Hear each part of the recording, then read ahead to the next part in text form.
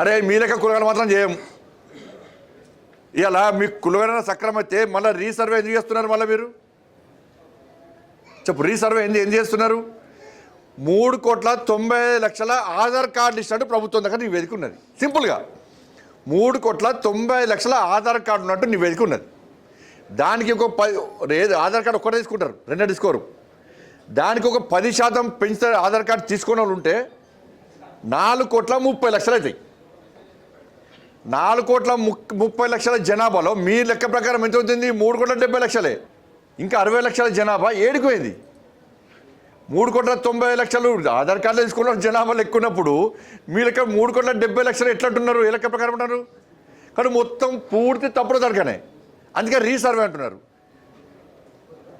ఇది అమీ కులగణన అంటే మళ్ళీ దీని నుంచి ప్రజల దృష్టి మళ్లించడానికి మళ్ళీ ఢిల్లీ ఎంపీలతో మీటింగ్ పెట్టించి మేము కేంద్రం తీసుకెళ్తాం. కేంద్రం తీసుకెళ్తే మీ 10% ముస్లిం తీసేసిరండి. నేను క్లారిటీ చెప్తున్నా, మేము 10% ముస్లిం తీసేసిరండి. మీరు 4,30,00,000 మందికి ప్రతి ఇంటికి పోయి సర్వే చేస్తారండి. దాన్ని కులగణన అంటారు.